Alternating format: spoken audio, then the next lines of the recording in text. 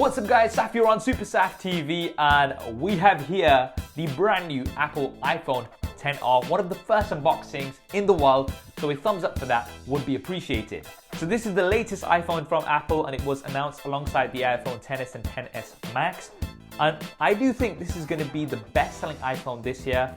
I'll tell you a little bit more about why as we're unboxing this. Now I've gone for the blue version. I was very undecided about which color to go for.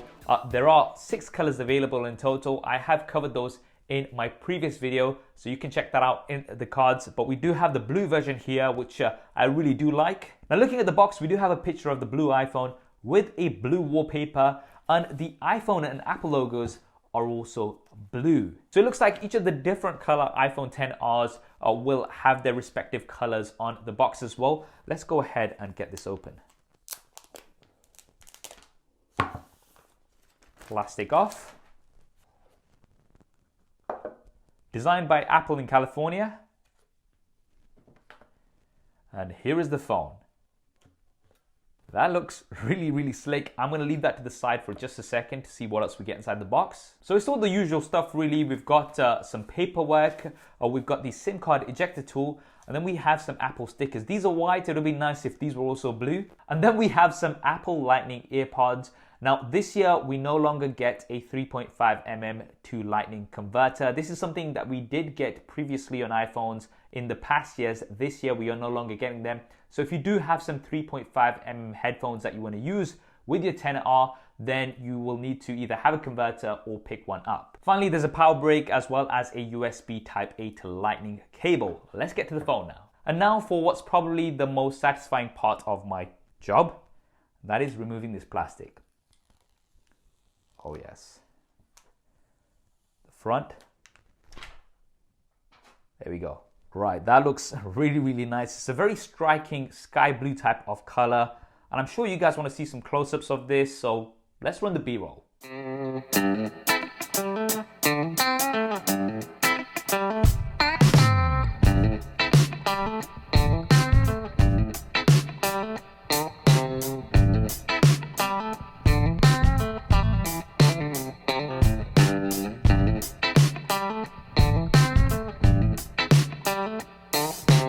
Satisfied?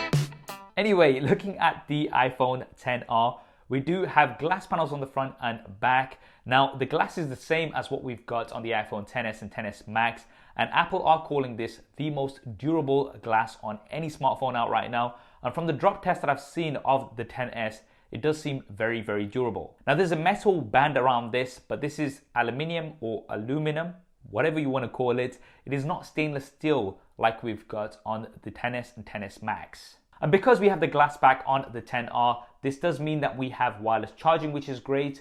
And the XR is IP67 Water Dust Resistant, not IP68 like the XS and XS Max. What I do really like, however, is that the band is color coded, and it will be color coded for each of the different colors. So for the red, you'll get a red band. For the yellow, you'll get a yellow band. And for the blue here, we have a blue band. Now, side note, I know some wise guys are going to be going crazy in the comments saying, oh, this is a fake iPhone because there's FCC labels. Well, unfortunately in the UK, we still have these. I know in the US they don't. I wish they didn't have these here as well, but hey. Now let's move over onto the front and talk about this display.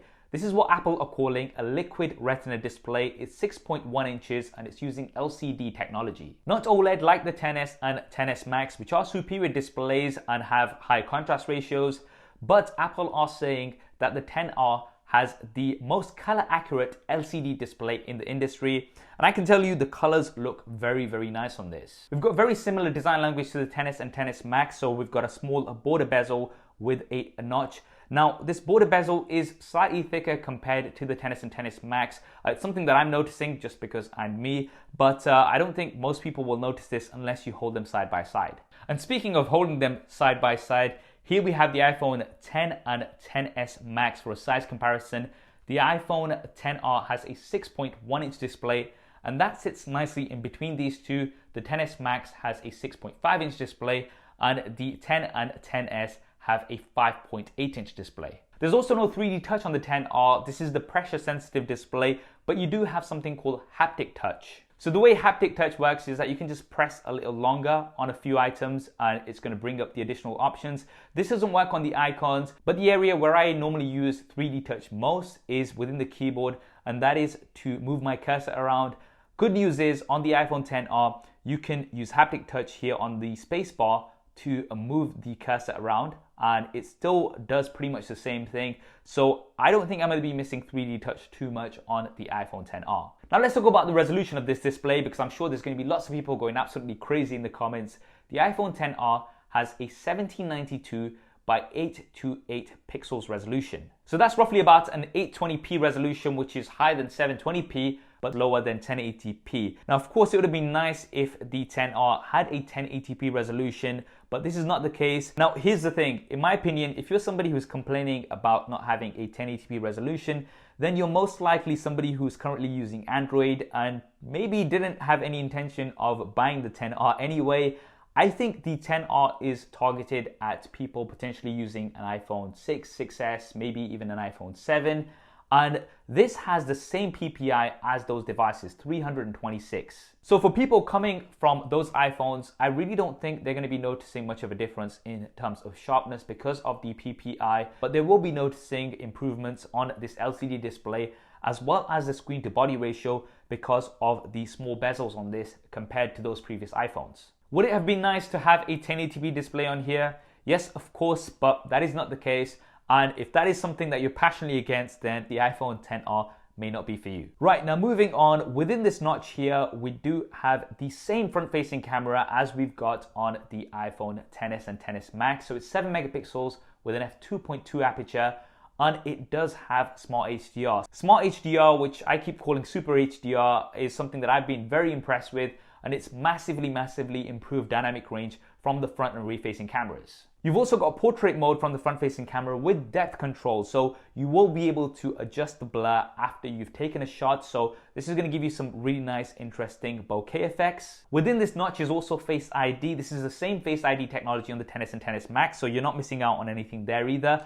And it works super fast, very accurate. You can also use this with Apple Pay to make payments, so it's also very secure. Now moving on to the rear-facing camera, you'll notice that we've got a single rear-facing camera here on the iPhone XR.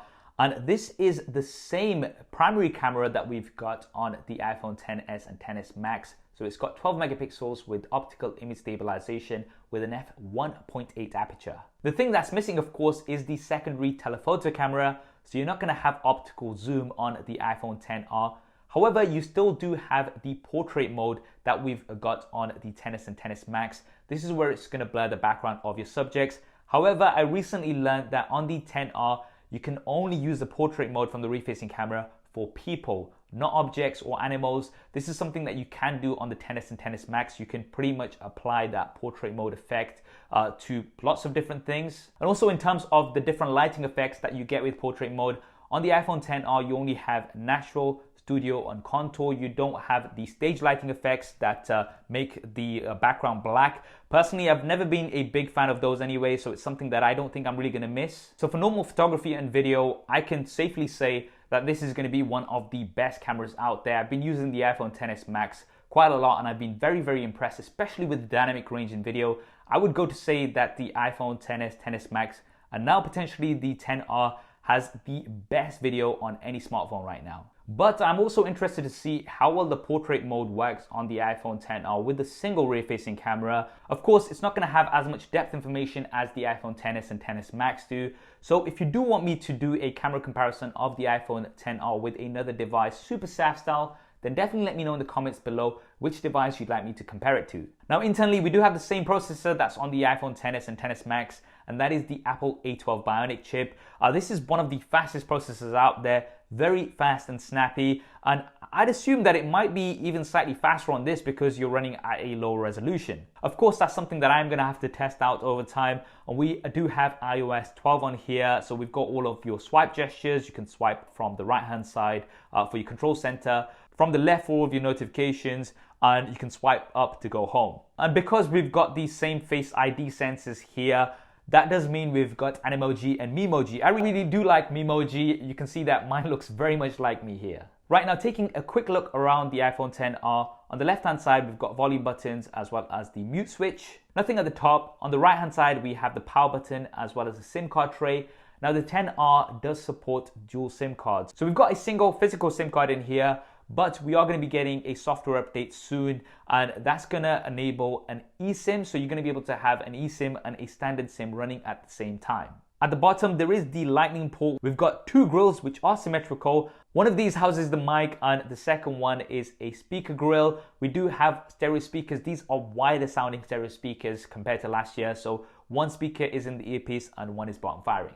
Now finally, let's talk about the battery. Now I'm not sure the exact size of the battery in the XR, but Apple have said that it should last you up to 1.5 hours more compared to the iPhone 8 Plus. I believe that would give it the best battery life on any iPhone out there. I think that partly does come back to the resolution because of the low resolution and the fact that this has an LCD display. It's not going to need to power as many pixels compared to the iPhone XS and XS Max. So that will be potentially an advantage that you're going to get here on the iPhone XR. I'll be testing this out, using it over the next few days, and I'll let you know how I get on. Storage wise, the iPhone XR does come in either 64, 128 or 256 gigabyte options, and it starts at £750 or dollars. And that's the reason why I think it's going to be the most popular iPhone of this year. If we compare it to the iPhone XS, you are going to be saving around 25%. And if we compare this to last year's iPhone 8, then you're only going to be paying around $50 or £50 more. This makes it accessible to more customers. And think about those customers that I was talking about earlier. People who maybe have the iPhone 6, 6S, maybe the 7. For them, this is going to be a good upgrade, and you are getting a lot of the features that you get on something like the iPhone XS, such as the A12 Bionic chip, the same primary rear-facing camera, the same front-facing camera, Face ID, and all of the AR software features that you get with the A12, and potentially much better battery life too. But that's what I think anyway. What do you guys think? Definitely drop me a comment below and let me know your thoughts. And let me know what other coverage you'd like me to do here on the channel with the iPhone XR. I hope you enjoyed this video and found it useful. If you did, do hit that thumbs up button for me. And if you haven't already, then be sure to subscribe and switch on notifications. We've got lots more content coming up on here. Thanks for watching. This is Saf on SuperSaf TV, and I'll see you next time.